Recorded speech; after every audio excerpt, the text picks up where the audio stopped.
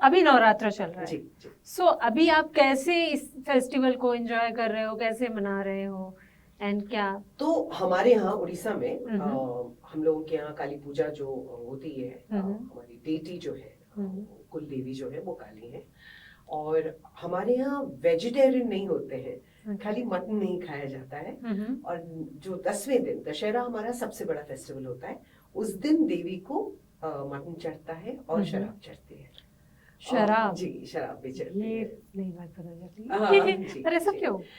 क्योंकि देवी का वो प्रसाद होता अच्छा, है। वो जी, प्रसाद जी, है। जी, जी। तो आप भी ये करने वाले हैं? नहीं, इस बार तो मैं शायद नहीं करूंगी, बिकॉज आई हाँ। लॉस्ट समबडी अभी, तो इस साल नहीं करूंगी मैं। हम्म। बट हाँ, मैं देवी की उपासना ऐसे करती हूँ कि मुझे ऐसा लगता है कि किसी भी औरत को इनकरेज करना, उसे इंस्पायर करना, उसके साथ खड़े होना और उसको ये कहना कि अगर मैं कर सकती हूँ तो तुम भी कर सकते हो। मेरे लिए नवरात्र का यही मतलब है, जब हम सशक्त बनाते हैं किसी और को।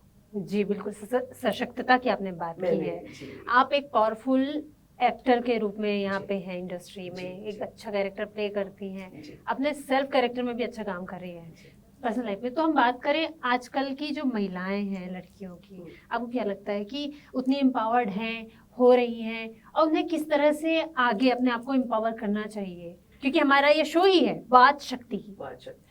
सच बताऊं तो मुझे ये वर्ड एम्पावर्ड इसलिए समझ नहीं आता क्योंकि हम तो पावर के साथ ही पैदा हुए हैं। औरतें तो पावर के साथ ही पैदा होती हैं, हम शक्ति हैं, हम ही पावर है। हम ही शक्ति। सो हमें सशक्तिकरण की एक्चुअली जरूरत नहीं है, सशक्तिकरण की आदमियों को जरूरत है, उन्हें कोई सिखाए कि हमें हैंडल कैसे करना है। और हम हैंडल करने में कोई टाइम बॉम्ब नहीं है। क्या मेरे कहने का मतलब है कि अगर शिव और शक्ति अर्धनारीश्वर का जो कॉन्सेप्ट है, अगर हम एक दूसरे को सेलिब्रेट करें और ये समझे कि हर मर्द में एक शक्ति का अंश है और हर औरत में एक शिव का अंश है, तो शायद प्रॉब्लम्स थोड़ी कम हो।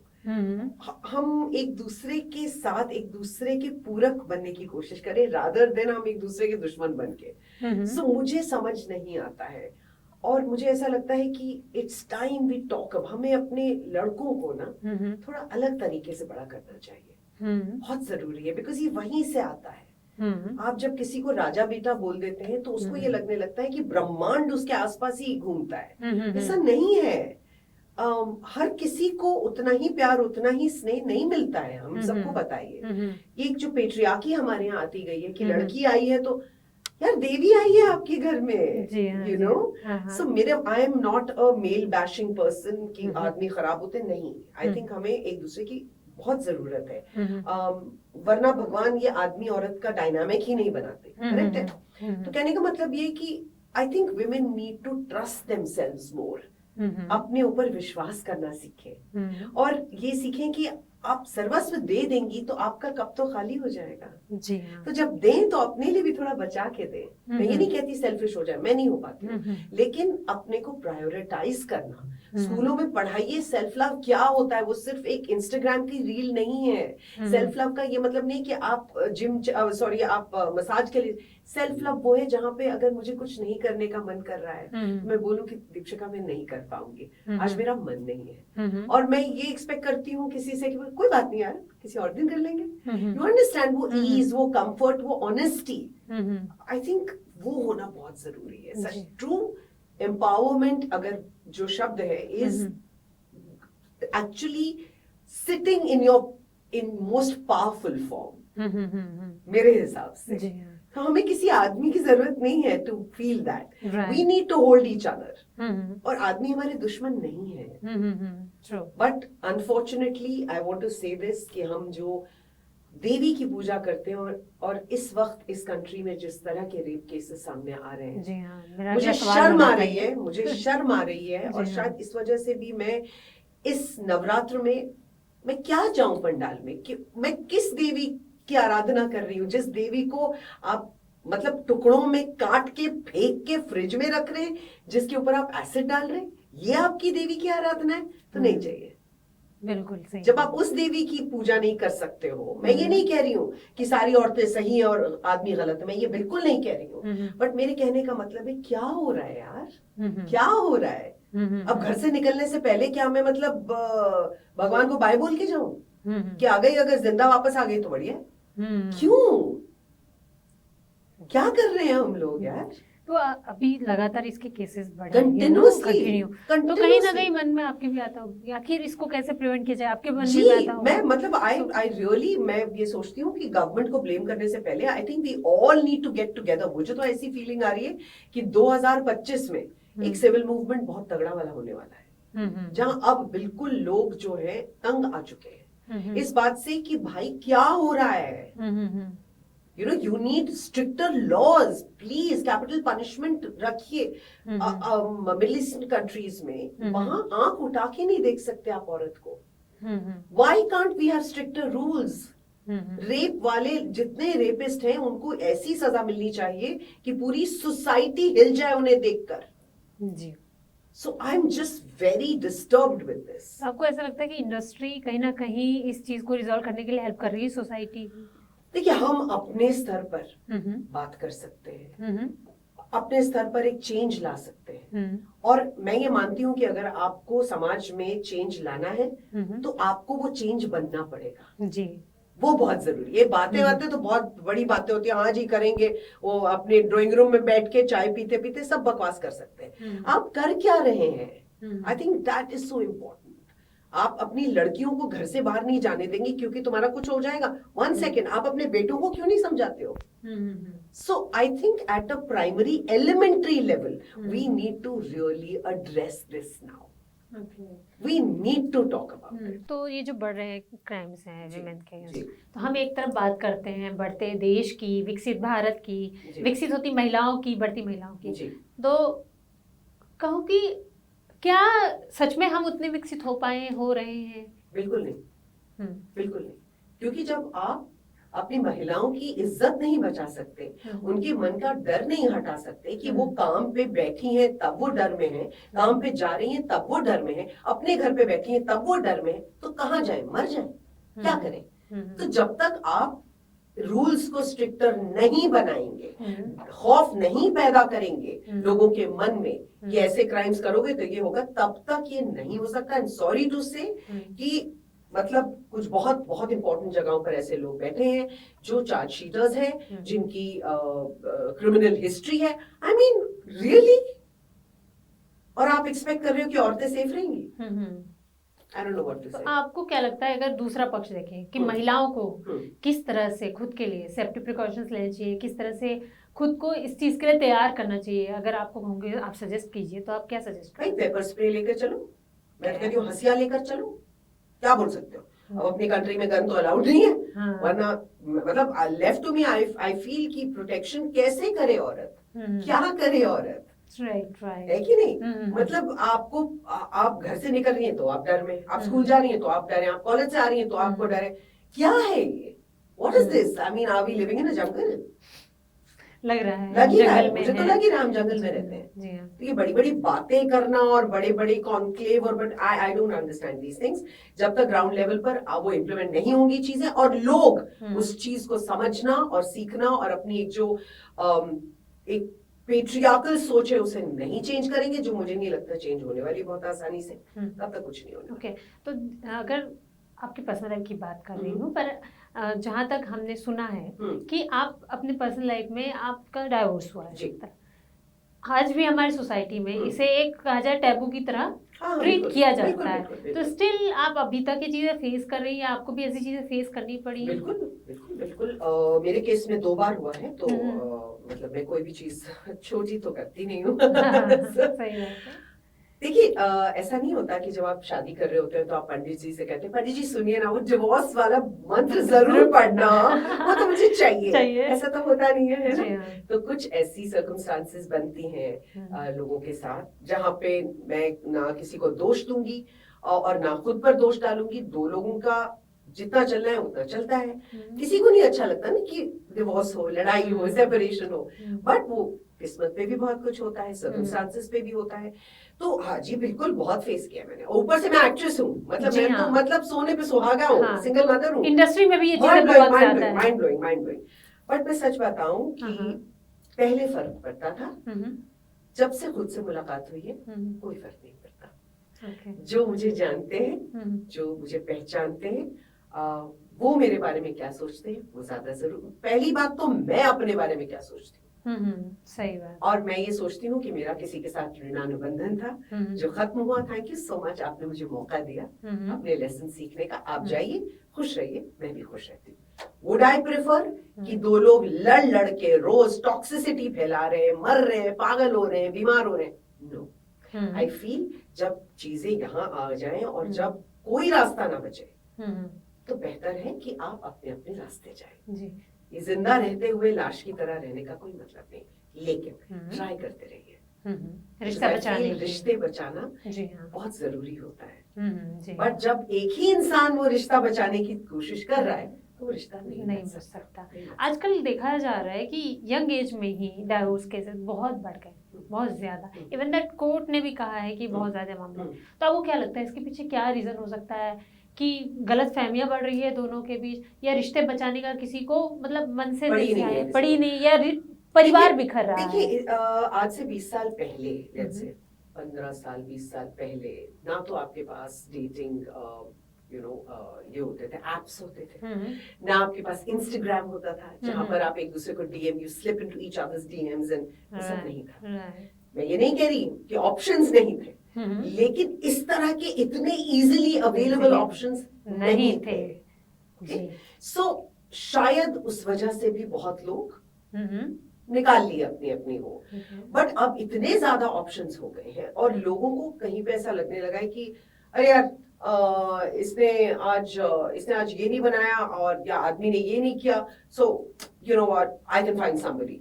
जब आप बहुत यंग होते हैं तब आपको बहुत लोग मिलते हैं। जब आप एक उम्र पे पहुंचते हैं तो आप बहुत एक मोल्ड में आ जाते हैं। जी हाँ। और उस वक्त चेंज करना बहुत मुश्किल होता है। तो जब तक तो यौवन है, ब्यूटी है, पैसे हैं, सब आएंगे, लेकिन असल में आपको एक पार्टनर की जरूरत कब पड़ती है?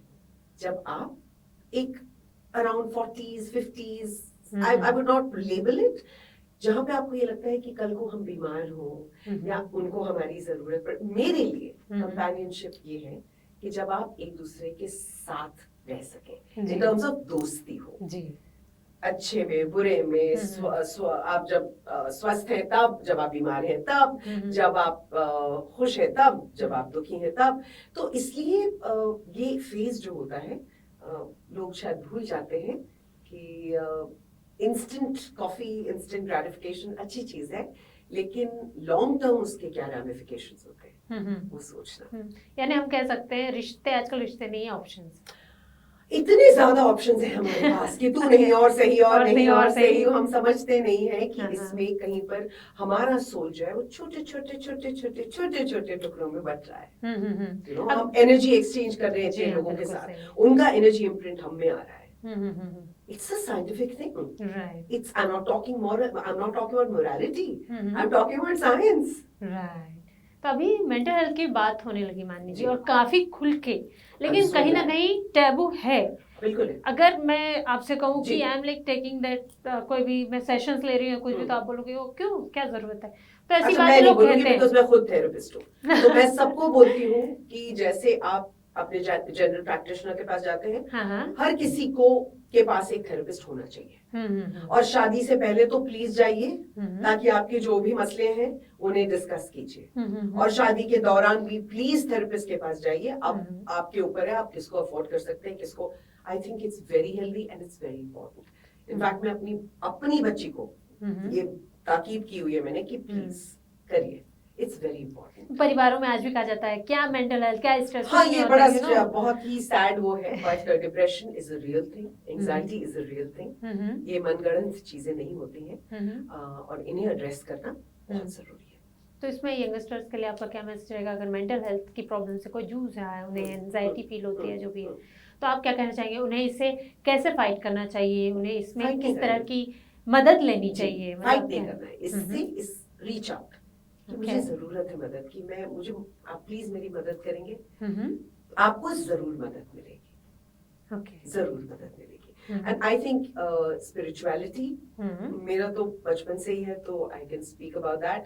मुझे लगता है स्पिरिचुअलिटी एक बहुत खूबसूरत तरीका है अपने आप को हील करने का और डिवाइन से कनेक्ट होने का। तो अगर स्पिरिचुअलिटी की आपने बात की, तो आप किस तरह से कनेक्ट होती हैं जी। और क्या फील करती हैं इसके बाद, मतलब ये कैसा पार्ट है लाइफ का आपका, जी। हम जानना चाहेंगे। जी, मैं बचपन से बहुत स्पिरिचुअल हूँ, मैं रिलीजियस नहीं हूँ, मैं हम्म। स्पिरिचुअल हूँ। हम्म। मैं भगवान से बातें करती हूँ, मैं हम्म। लिटरली लाइक हाँ भाई क्या कर रहे हैं आप, मतलब वो वाला मेरा रिश्ता है। मैं हम्म। भगवान से प्यार करती हूँ, उनसे डरती नहीं हूँ। हम्म। तो और दूसरी बात मुझे ऐसा लगता है कि spirituality is being a good human being, hmm. Kindness, किसी से तमीज से बात करना, किसी की मदद कर देना, हम्म। किसी की सेवा करना, मेरे लिए वो स्पिरिचुअलिटी है। हम्म। मेरे लिए स्पिरिचुअलिटी हिमालय में जाना, ड्यू रिस्पेक्ट, वो मैं कर नहीं सकती, मैं सांसारी हूँ, मैं नहीं जा सकती हूँ। लेकिन मैं मेडिटेट तो कर सकती हूँ, मैं किसी की सेवा तो कर सकती हूँ, मैं एक ओल्ड एज आश्रम में जा सकती हूँ, मैं एनिमल्स को हेल्प कर सकती हूँ, मैं बच्चों की पढ़ाई में थोड़ा सा। तो मुझे लगता है कि जब आप ये समझ लेते हैं कि आई am not the centre of this universe, right, and you understand कि मुझे यहाँ पे एक पर्पस के लिए भेजा गया है, मुझे अपना पर्पस पूरा करना है। जी। और किसी ने मुझे ये लिखकर एक मेमो में नहीं बोला था कि जिंदगी आसान होने वाली है या मुश्किल होने वाली है, अब ये मेरे ऊपर है। जी। मैं प्रॉब्लम को सोल्यूशन ओरिएंटेड आंखों से देख रही हूँ या अरे यार फिर से भसूड़ी बढ़ गई, या वैसे देख रही हूँ, वो डिपेंड करता है। यानी एक पावर सोर्स है आपके लिए, एक पावर सोर्स है आपके अंदर और वहां, उससे जैसे ही आपका कनेक्शन होगा आपको रास्ते मिलेंगे ही मिलेंगे, आपके टाइम में नहीं, डिवाइन टाइम में। जी, तो बिल्कुल दर्शकों स्पिरिचुअलिटी का सहारा लीजिए, मेडिटेट कीजिए, अपने काउंसलर से बात कीजिए, बिल्कुल नहीं शर्माना है। और अगर मेंटल इश्यूज है, कुछ भी इश्यूज है, तो बिल्कुल डरने की जरूरत नहीं है, बात करना जरूरी है। तो मानिनी जी अब थोड़ा सा फन वे पे बात, बिल्कुल फन वाला पे। तो हमने सुना आप मिमिक करते हैं, तो आप सुनना चाहेंगे आपका बेस्ट ऐसे तो वो या मैं फिर नहीं आप बता जो सकती सुनाना हूँ। चाहें। क्या करूं बताओ, कोई लाइन दो तो मैं उसको मिमिक करके बता सकती हूँ, किसी एक्सेंट में बोल सकती हूँ। चुटकी भर सिंदूर की कीमत तुम क्या जानो रमेश बाबू। किस एक्सेंट में चाहिए? आप किस एक्सेंट में बोलना चाहेंगे, हमारे आप तो बोलिए। अगर मुझे ये बोलना था चुटकी भर सिंदूर की, चुटकी भर सिंदूर की कीमत आप क्या जानिएगा, हाँ लगाइएगा तो पता चलेगा ना। वाह वाह वाह, बहुत अच्छा। और बंगाली और समथिंग? बंगाली में क्या बोलूं मैं, चुटकी भर तो नहीं बोल पाऊंगी, ये बोल देती हूँ, क्या बोलूं, क्या बोलूं। बंगाली तो लैंग्वेज ही इतनी खूबसूरत है, अगर पानी के लिए भी पूछते हैं तो वो एक लिमरिक है, हाँ मैं भूल रही हूँ अभी, याद आएगा तो मैं बताती हूँ तुमको। फिर एक उड़िया में एक गाना है, उसको मैं प्लीज हम सुनना चाहेंगे। पता नहीं, अभी तो रियाज तो है नहीं मेरा बिल्कुल भी, कोई बात नहीं। उसमें ये था कि महानदी जो हमारी बहुत बड़ी और इम्पोर्टेंट नदी है, तो क्या गाना था, देखो मैं भी याद कर रही हूँ, मुझे कोई और सेंटेंस दो तो मैं किसी और लैंग्वेज में उसको बोलने की कोशिश करती हूँ, ट्राई करती हूँ। ट्राई करते हैं आप। CID शो मेरा फेवरेट था। आप बताइए। तो क्या बोलूं? इसी को मिमिक कर दीजिए, जस्ट कन्वर्ट। CID है ना, वो मेरा फेवरेट था, पता है, वो सारा दिन वही देखती रहती थी मैं यार। ओके। आपने एनिमेशन शोज भी किए हैं? बहुत सारे, मुझे एनिमेशन बहुत पसंद है। इनफैक्ट मैं आप लोगों से ये कहना चाहती हूँ कि जब भी आपको थोड़ी डिप्रेशन एंजाइटी हो, डिज्नी की पिक्चर देख लें, अपने आप ठीक हो जाएगा। ओके, चलो एक रैपिड फायर करते हैं, ठीक है? तो हम जानना चाहेंगे, कुछ शोज की लिस्ट है आपकी, उनमें से फेवरेट शोज जानना चाहेंगे पहले तो, ठीक है? फिल्में जानना चाहेंगे और कुछ रहेंगे क्वेश्चन, ठीक है? तो इनमें से फेवरेट शो बताइएगा। कोई है? जैसी जैसी कोई नहीं, CID, सुपर सिस्टर्स? जैसी जैसी कोई नहीं।